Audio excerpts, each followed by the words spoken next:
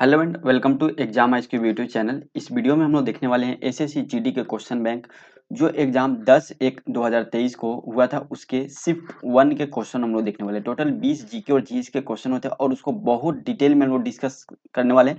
क्योंकि देखिए, अगर आप एसएससी के प्रीवियस ईयर के क्वेश्चन को डिस्कस कर लेते हैं तो उसके बाद वो एग्जाम आपका फिक्स है। उस एग्जाम में आपके जीके का एक भी क्वेश्चन नहीं छूटने वाला है, क्योंकि जीके एसएससी का मतलब प्रीवियस ईयर होता है। ठीक है, आप मतलब अपने एक्सपीरियंस से बता रहे हैं कि एसएससी में केवल और केवल ज़्यादातर प्रीवियस ईयर क्वेश्चन ही आता है। तो आप उसका अगर डिटेल डिस्कशन भी पढ़ लेते हैं तो आपका एग्जाम में कोई भी क्वेश्चन नहीं छूटने वाले। इसी पॉइंट ऑफ व्यू से हम डिटेल एक एक क्वेश्चन को डिटेल डिस्कशन के साथ पढ़ने वाले हैं सभी सेट में। इसमें टोटल 38 सेट दिए हुए हैं और सबसे पहले 38 सेट के हम लोग जीके और जीएस के क्वेश्चन देखने वाले हैं। फिर इसका एक मैराथन वीडियो आएगा जिसमें केवल और केवल हम लोग जीके के क्वेश्चन डायरेक्ट डिस्कस करेंगे, जिसमें कोई डिस्कशन नहीं रहेगा, वो आपके लिए रिवीजन के लिए रहेगा। फिर उसके बाद हिंदी का मैराथन आएगा, रीजनिंग का, सब सब्जेक्ट का मैराथन आने वाला है। ठीक है, तो टोटल 38 सेट है और आज हम लोग सेट नंबर 1 देखने वाले हैं। डेली एक एक सेट आया करेगा और 38 दिन में हम लोग पूरे जीके के क्वेश्चन को कंप्लीट कर लेंगे और डिटेल डिस्कशन के साथ। अगर आप इसका पीडीएफ लेना चाहते हैं तो टेलीग्राम और व्हाट्सएप ग्रुप में ज्वाइन हो सकते हैं, वहां पे आपको इसका पीडीएफ देखने को मिल जाएगा। ओके, ये बिहार एसएससी के लिए अगर आप कोई भी एग्जाम का तैयारी करते हैं तो आप सामान्य विज्ञान पढ़ सकते हैं। इसका वीडियो डेली अपलोड होने वाला है। 3 सेट तक अपलोड कर दिया गया है, बाकी आगे जल्दी अपलोड होगा। ए बुक खत्म कर दिया गया है। बिहार एसएससी के लिए ए बुक है जिसमें 15 प्रैक्टिस सेट दिया गया और ए बुक खत्म कर दिया गया। ओके, मोबाइल नंबर है 8287277311 पे। अगर आप को कोई भी प्रॉब्लम होता है, अगर आप कोई सुझाव देना चाहते हैं तो इस नंबर पे कॉल, मैसेज, टेक्स्ट, व्हाट्सएप कर सकते हैं। तो चलिए हम यहाँ पे देख लेते हैं क्वेश्चन नंबर 21 टू 40 क्वेश्चन इसमें दिया हुआ है, जीके और जीएस के क्वेश्चन, तो उसको देख लेते हैं। बोल रहा है निम्नलिखित में से कौन सा महाराष्ट्र का धन्यवाद ज्ञापन उत्सव है जहां बैलों को सम्मानित किया जाता है क्योंकि उन्हें खेती के लिए आवश्यक माना जाता है। इनमें से कौन सा खेल है? तो ये जो खेल है इसमें ऑप्शन दिया हुआ है काला घोड़ा महोत्सव, गुड़ी पड़वा, मकर संक्रांति और पोला महोत्सव। जो पोला महोत्सव है यह राइट आंसर हो जाएगा, ऑप्शन डी राइट आंसर हो जाएगा। पोला महोत्सव कहाँ मनाया जाता है? महाराष्ट्र में, और इसमें बैलों को सम्मानित किया जाता है। बाकी काला घोड़ा काला महोत्सव यह कहाँ मनाया जाता है? यह मुंबई शहर में मनाया जाता है स्पेशली, और यह मुंबई शहर का जो है वार्षिक पर्व होता है। गुड़ी पड़वा जो हिंदू नववर्ष हम लोग मनाते हैं चैत के महीना में, उसी में हिंदू नववर्ष के टाइम ही यह मनाते हैं महाराष्ट्रियन लोग। महाराष्ट्र के लोग गुड़ी पड़वा के नाम से मनाते हैं। ठीक है, नौ नौ वर्ष। ठीक है, ये याद रखिएगा। मकर संक्रांति तो आपको पता होगा 14 जनवरी को मनाया जाता है मकर संक्रांति। और महाराष्ट्र के कौन कौन से उत्सव हैं? ठीक है, जैसे बाण गंगा उत्सव है। बाण गंगा उत्सव कहाँ से संबंधित है? महाराष्ट्र से संबंधित है। और एलोरा अजंता महोत्सव महाराष्ट्र से संबंधित है। कालिदास समारोह महाराष्ट्र से ही संबंधित है।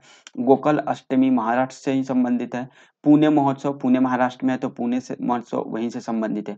तो ये सब कुछ महत्वपूर्ण वहाँ के महोत्सव है, आप याद रखिएगा। ठीक है, 22 नंबर क्वेश्चन देख लेते हैं। मॉस मार्केसिया निम्नलिखित में से किसके अंतर्गत आते हैं? मॉस मार्केसिया किसके अंतर्गत आते हैं? ये जो है यह ब्रायोफाइटा के अंतर्गत आते हैं। ऑप्शन सी राइट आंसर हो जाएगा, ब्रायोफाइटा। ठीक है, ब्रायोफाइटस से रिलेटेड एक इंपॉर्टेंट याद रखिएगा, जैसे कोई जो भी पेड़ पौधे हैं उसमें जल और भोज्य पदार्थ है, यानी जल और खाद्य पदार्थ के संवहन के लिए दो संवहन ऊतक पाए जाते हैं जिसको हम जाइलम और फ्लोएम के नाम से जानते हैं। जाइलम और फ्लोएम के नाम से जानते हैं, लेकिन ब्रायोफाइटा में नहीं पाया जाता है। और ब्रायोफाइटा को पादप जगत का उभयचर बोलते हैं। क्या बोलते हैं? पादप जगत का उभयचर बोलते हैं। किसका? पादप जगत का। ये चीज आप याद रखिएगा। ठीक है, इसको उभयचर बोलते हैं।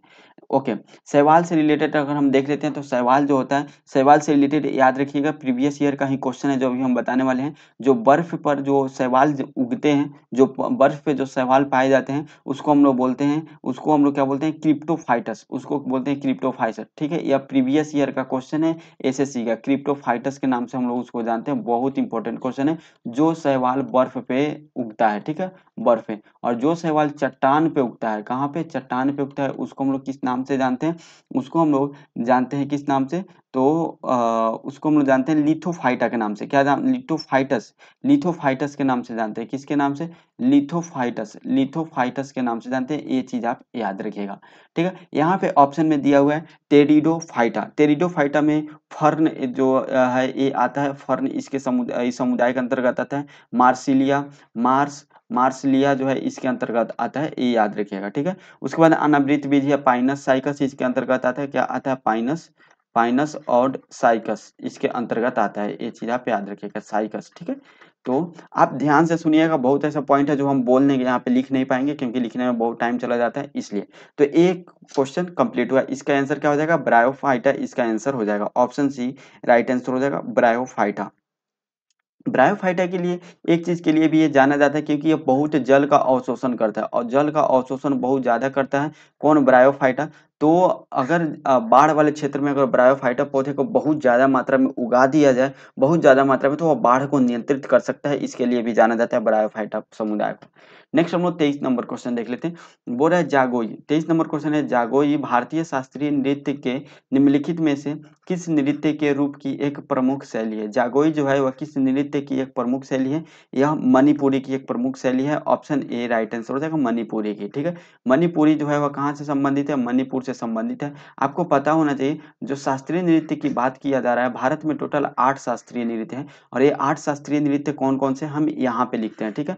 भारत में कितने, 8 शास्त्रीय नृत्य हैं। नंबर 1 पे आप देखेंगे तो जो शास्त्रीय नृत्य है वह है कथक, जो उत्तर भारत या यूपी से संबंधित है। कथक उत्तर भारत और यूपी से संबंधित है और एकमात्र शास्त्रीय नृत्य है जो मुस्लिम समुदाय से भी संबंधित है, कथक। ये भी याद रखिएगा, बहुत इंपॉर्टेंट क्वेश्चन है जो अभी हम लाइन में बहुत इंपॉर्टेंट है, ठीक है। उसके बाद आता है आप मणिपुरी, तो देख ही लिए, यहाँ पे लिख देते हैं, 8 का लिस्ट बना देते हैं। मणिपुरी कहाँ से संबंधित है, मणिपुर से संबंधित है, ठीक है। मणिपुरी मणिपुर से संबंधित है। उसके बाद ओडिसी, ओडिसी कहाँ से संबंधित है, ओडिसी ओडिशा से संबंधित है। ओडिसी कहाँ से संबंधित है, ओडिशा से संबंधित है। ओडिसी ओडिशा से संबंधित है, यह भी याद रखिएगा। मोहिनी अट्टम कहाँ से संबंधित है, केरल से संबंधित है। केरल में 2 शास्त्रीय नृत्य है, मोहिनी अट्टम, मोहिनी अट्टम और कथकली। मोहिनी अट्टम और कथकली ये दोनों कहाँ से संबंधित है, केरल से संबंधित है, ठीक है। उसके बाद हम इधर लिखते हैं भारतनाट्यम, कहाँ, कौन, भारतनाट्यम एक शास्त्रीय नृत्य है। भारतनाट्यम कहाँ से संबंधित है, तमिलनाडु से संबंधित है। उसके बाद आता है कुचिपुड़ी, कुचिपुड़ी कहाँ से संबंधित है, कुचिपुड़ी आंध्र प्रदेश से संबंधित है। कुचिपुड़ी आंध्र प्रदेश से संबंधित है। उसके बाद आता है सत्रिया, सत्रिया कहाँ से संबंधित है, यह असम से संबंधित है, असम से संबंधित है। यह टोटल 8 लोक नृत्य हो गया, कथक, मणिपुरी, कथक उत्तर प्रदेश या उत्तर भारत दोनों आंसर होगा, ठीक है। मणिपुरी, ओडिसी, मोहिनी अट्टम, कथकली, भारतनाट्यम, कुचिपुड़ी और सत्रिया, ये टोटल 8 शास्त्रीय नृत्य है भारत के। ओके, ये सब याद रखिएगा, बहुत इंपॉर्टेंट क्वेश्चन, ये सब क्वेश्चन है। नेक्स्ट हम लोग देख लेते हैं क्वेश्चन नंबर 24, ठीक है। क्वेश्चन नंबर 24 बोल रहा है जीवाश्म ईंधन के जलने से होने वाले प्रदूषण को कम करने के तरीके को पहचान करें। यानी जीवाश्म ईंधन के अंतर्गत कौन कौन से आते हैं, जैसे हम लोग कोयला, पेट्रोलियम, प्राकृतिक गैस, जो हम लोग एलपीजी यूज करते हैं घर में खाना बनाने के, ये सब जीवाश्म गैस जो जलते हैं, इससे जो प्रदूषण फैलता है, तो इसको कम करने के तरीके कौन कौन से। तो इसमें क्या करेंगे हम लोग, दहन की प्रक्रिया की दक्षता में वृद्धि करके, ठीक है, दक्षता में वृद्धि करके इसको हम लोग क्या करेंगे, दहन की प्रक्रिया की दक्षता में वृद्धि करके यहाँ से प्रदूषण को कम कर सकते हैं, ऑप्शन सी राइट आंसर हो जाएगा, ठीक है। ये याद रखिएगा। तो इसमें बहुत कुछ डिटेल कुछ बताने वाला है नहीं, इतना समझ लीजिए, जीवाश्म ईंधन जो होता है वह कोयला, पेट्रोलियम, प्राकृतिक गैस होता है, और जो पेट्रोलियम होता है, वह सल्फर डाइऑक्साइड और नाइट्रोजन डाइऑक्साइड से मिलकर बना होता है। ये चीज आप याद रखिएगा। सबसे ज्यादा जो प्रदूषित कौन करता है, जो जीवाश्म में सबसे ज्यादा प्रदूषित कोयला करता है, और ये सबसे सस्ता जीवाश्म ईंधन भी माना जाता है, सबसे सस्ता जीवाश्म ईंधन कोयला ही माना जाता है। ये सब इसे याद रखिएगा। 25 नंबर क्वेश्चन है, निम्न में से क्या 7वीं पंचवर्षीय योजना को मुख्य उद्देश्यों में से एक था। 7वीं पंचवर्षीय योजना के मुख्य उद्देश्यों में से एक था, इनमें से कौन सा। तो खदानों के उत्पादन में वृद्धि इसका मेन उद्देश्य था। 7वीं पंचवर्षीय योजना, ऑप्शन बी राइट आंसर हो जाएगा। 7वीं पंचवर्षीय योजना कब से कब तक इसका कार्यकाल था, तो इसका कार्यकाल था 7वीं पंचवर्षीय योजना का 1985 से 1990 के बीच, ठीक है। यहाँ से इसको थोड़ा हम लोग करते हैं हाईलाइट और यहाँ इसका देखते हैं डिटेल। 1985 से 1990 तक इसका कार्यकाल था, ठीक है। ये चीज याद रखिएगा थोड़ा सा यहाँ पे। 1990 तक इसका कार्यकाल था, 1985 से 1990 तक इसका कार्यकाल था 7वीं पंचवर्षीय योजना का।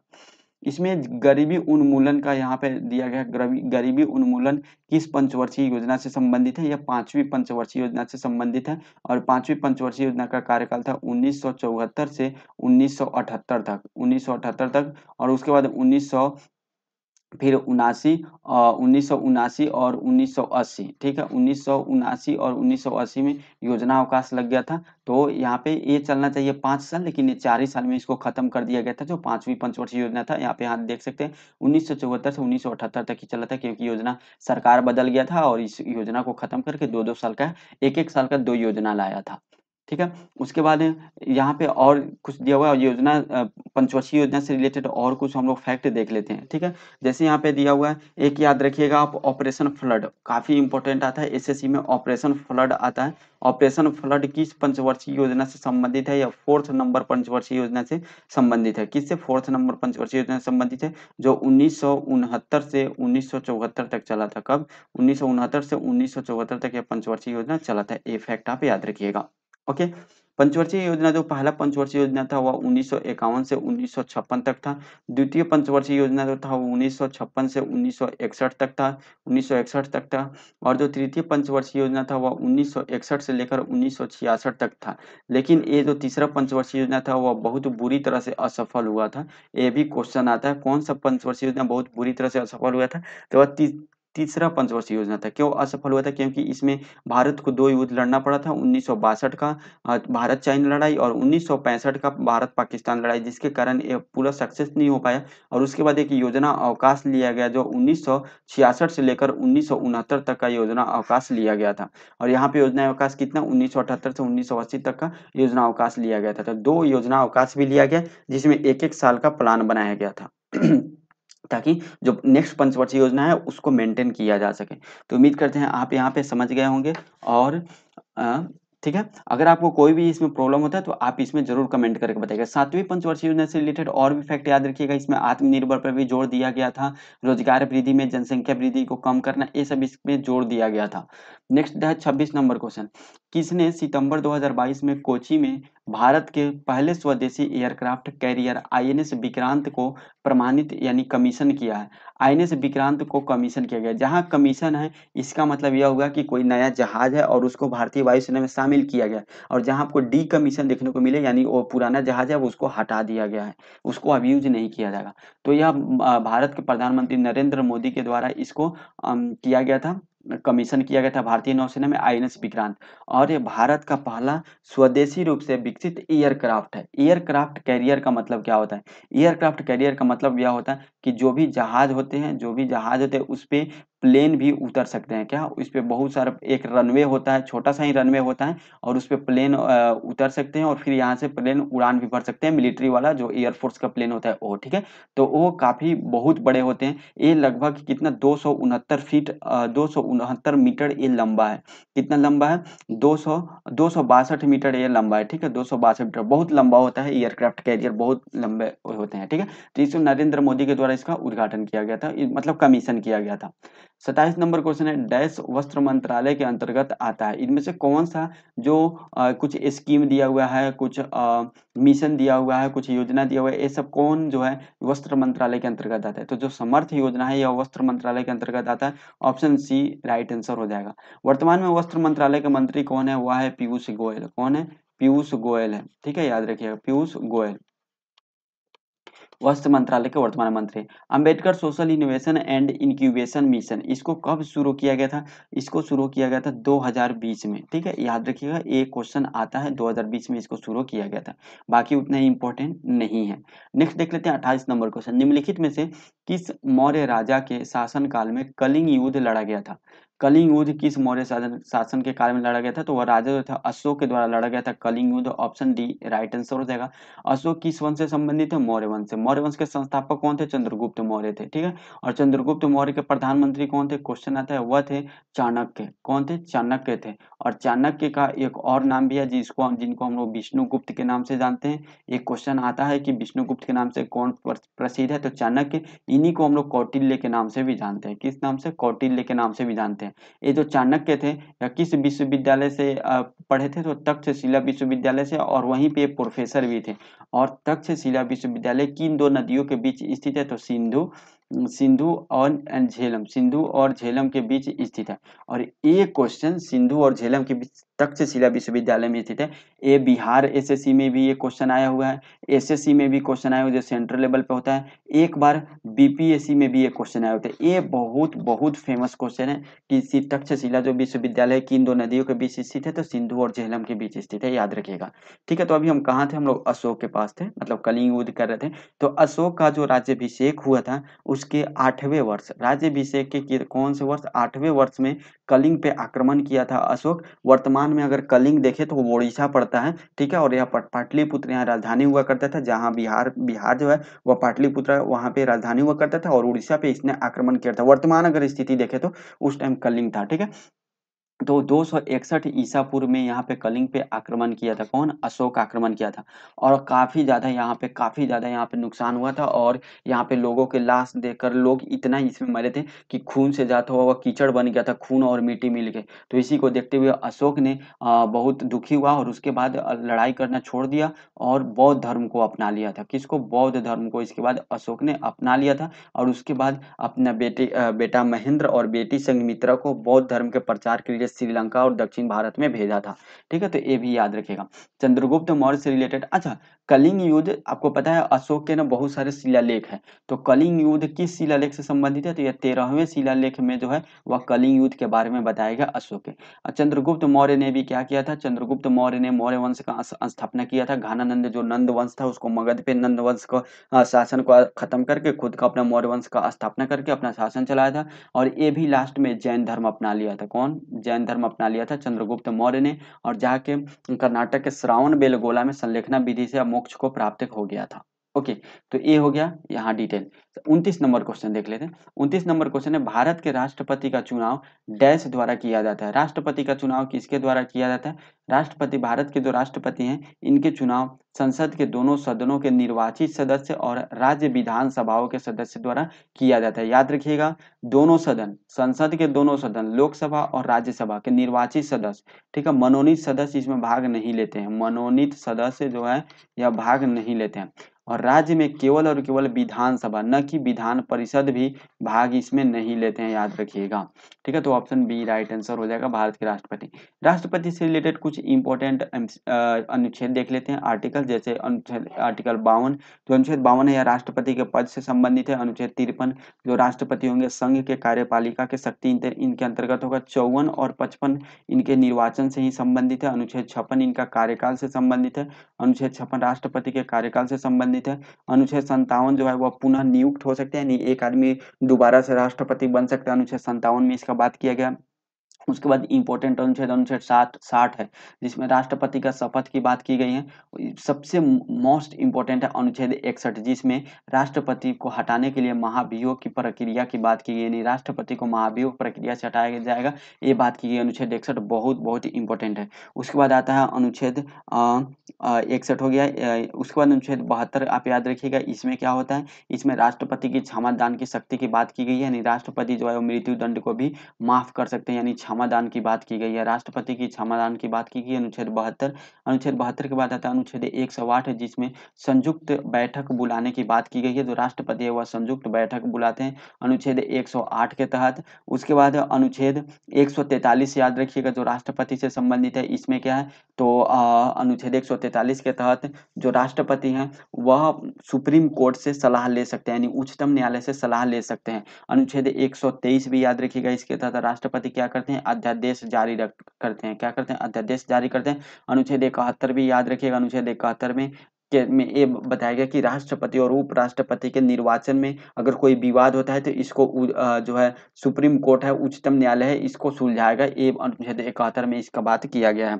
ठीक है, चलिए नेक्स्ट हम लोग देख लेते हैं क्वेश्चन नंबर 30। अच्छा, वर्तमान में जो राष्ट्रपति कौन है, और द्रौपदी मुर्मू मुर्मू है। कौन से क्रम की राष्ट्रपति है द्रौपदी मुर्मू, या 15वें क्रम के राष्ट्रपति है द्रौपदी मुर्मू जी वर्तमान में। ठीक है, तो ये भी फैक्ट आप याद रखिएगा, द्रौपदी मुर्मू जी 15वें क्रम के राष्ट्रपति है वर्तमान में। ओके, चलिए नेक्स्ट हम लोग देख लेते हैं क्वेश्चन नंबर 30। क्वेश्चन नंबर 30 बोल रहा है, तपन कुमार पटनायक, थोड़ा सा नीचे कर लेते हैं, तपन कुमार पटनायक ने किस नृत्य शैली में संगीत नाटक अकादमी पुरस्कार जीता है। तपन कुमार पटनायक की बात की जा रही है, और इन्होंने छौ नृत्य में जो है छौ नृत्य में संगीत नाटक अकादमी जीते थे 2022 में। ठीक है। छौ नृत्य कहाँ से संबंधित है? छौ नृत्य ये संबंधित है आपको पश्चिम बंगाल से, वेस्ट बंगाल से, ठीक है, झारखंड से और ओडिशा से, ठीक है, ओडिशा से, ये तीनों से संबंधित है। ये दोनों अगर ऑप्शन में नहीं भी रहे तो ये ओडिशा जरूर रहेगा कि मेनली ज्यादातर ओडिशा से ही संबंधित है। छौ महोत्सव मनाया जाता है, वेस्ट बंगाल, झारखंड और उड़ीसा के जो जनजातीय समुदाय है उसके द्वारा ये मनाया जाता है, ठीक है, नृत्य शैली किया जाता है। तो तपन कुमार पटनायक को इसी नृत्य शैली में संगीत अकादमी पुरस्कार मिला था। बाकी हम लोग कुचिपुड़ी, सत्रिय और ओडिसी फर्स्ट क्वेश्चन में ही हम लोग देख लिए थे।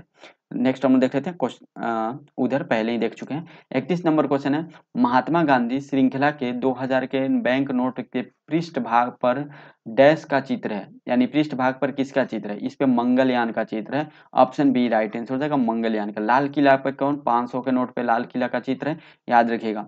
और जो सूर्य के कोणार्क मंदिर है ये 10 रुपए के नोट पे है, जो नया वाला नोट है इस पे आपको पता है पता होना चाहिए 8 नवंबर 2016 को नोटबंदी करके नया नोट रिलीज किया गया था। अब तो 2000 का भी नोट बंद कर दिया गया, अब 2000 नोट का भी कोई वैल्यू नहीं है मार्केट में, ठीक।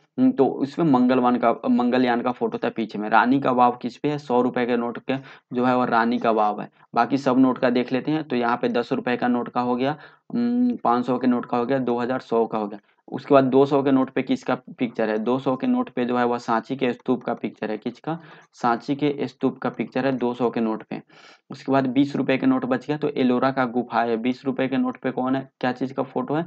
एलोरा का गुफा। एलोरा का गुफा का फोटो है 20 रुपए के नोट पे, ये भी आप याद रखिएगा, ठीक है। बाकी सब नोट हो गया। 50 रुपए का नोट एक बाकी रह गया। 50 रुपए के नोट पे क्या है? हम्पी। हम्पी का पत्थर से बना रथ है, हम्पी का रथ है। हम्पी का रथ है किस पे? हम्पी का रथ है 50 रुपए के नोट पे। नेक्स्ट 32 नंबर क्वेश्चन देख लेते हैं। बोल रहा है भारतीय संविधान के मूल लेख में डैश अनुच्छेद है। भारतीय संविधान के मूल लेख में कितने अनुच्छेद है? टोटल 395 अनुच्छेद है। ऑप्शन ए राइट आंसर हो जाएगा।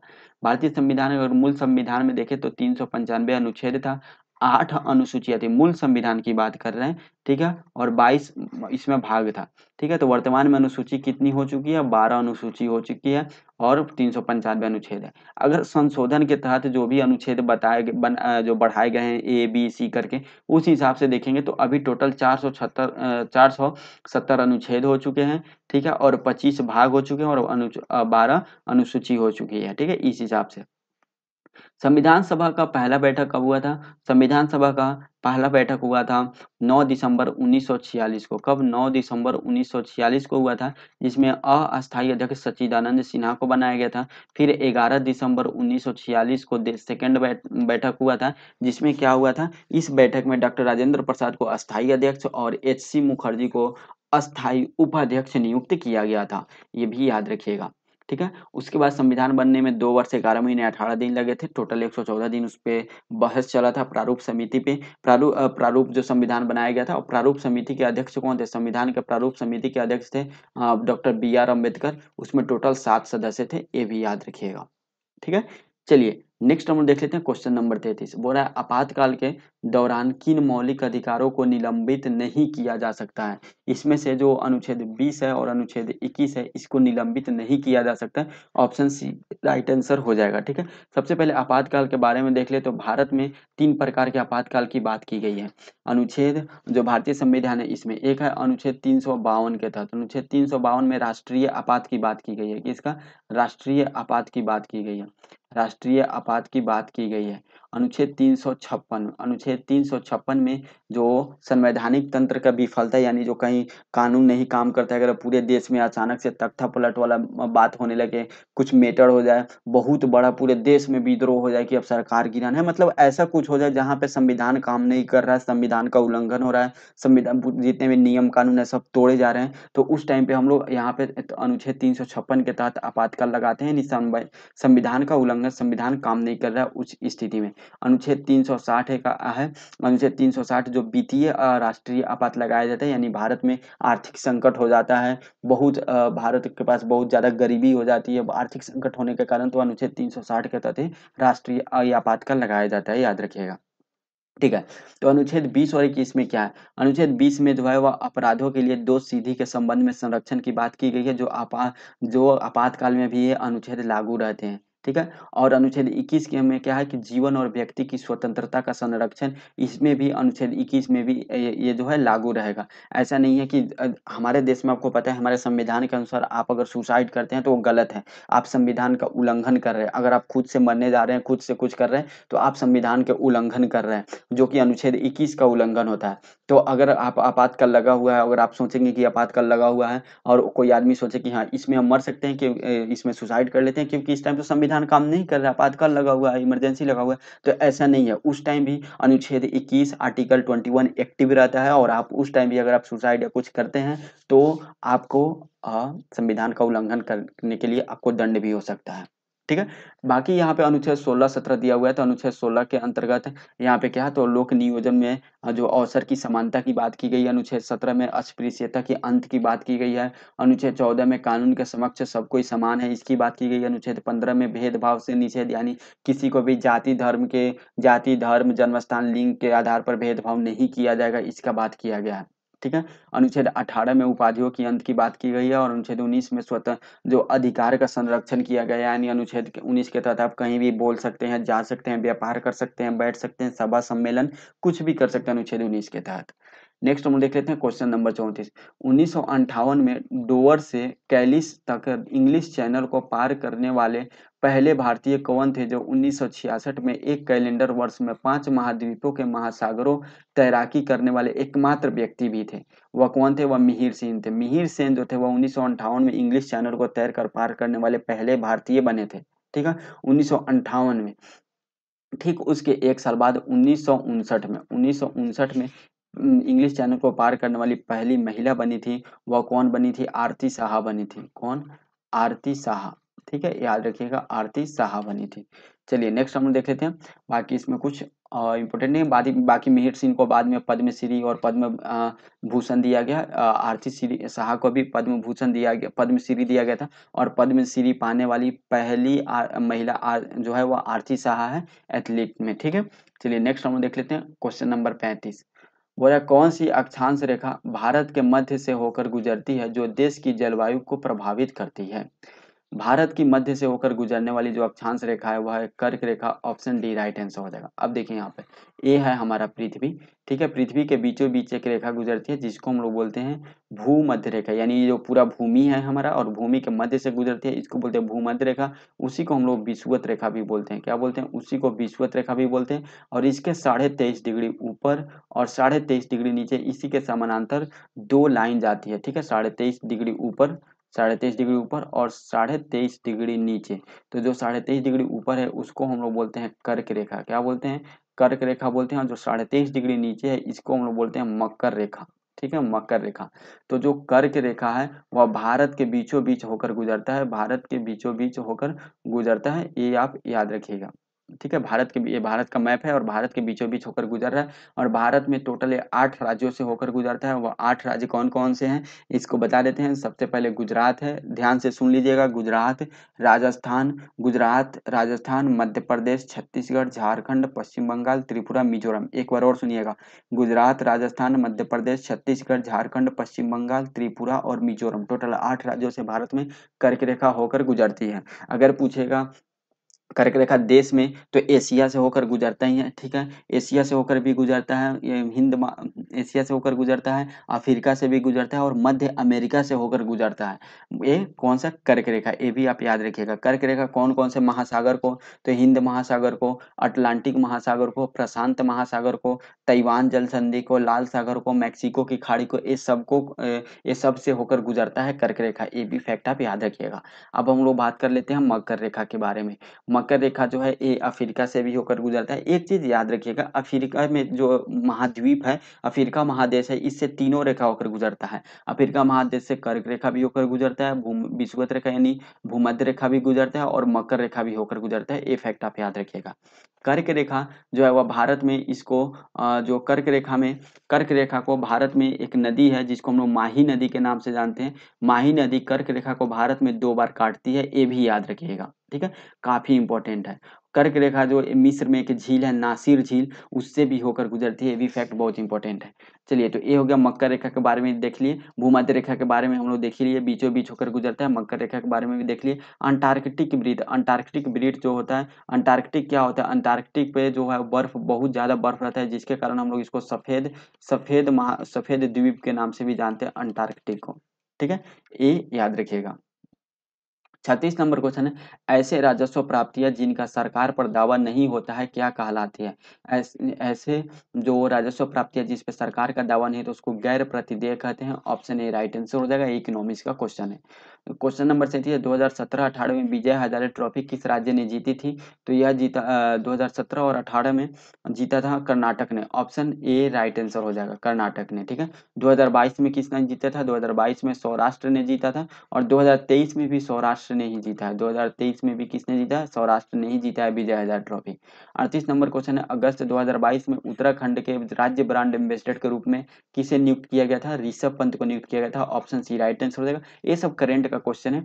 तो अगर राज्य ब्रांड एम्बेसडर की बात करें तो हाल ही में अभी 2-3 दिन पहले ही वेस्ट बंगाल के ब्रांड एम्बेसडर सौरभ गांगुली को बनाया गया है। किसको? सौरभ गांगुली को बनाया गया है। ठीक है, ब्रांड एम्बेसडर वेस्ट बंगाल के। भारत में अरेबिका कॉफी कौन सा राज्य में उगाई जाती है? अरेबिका कॉफी जो है भारत में कर्नाटक में उगाई जाती है। ऑप्शन डी राइट आंसर हो जाएगा। कौन सा? ऑप्शन डी राइट आंसर हो जाएगा। अरेबिका कॉफी भारत में उगाई जाती है।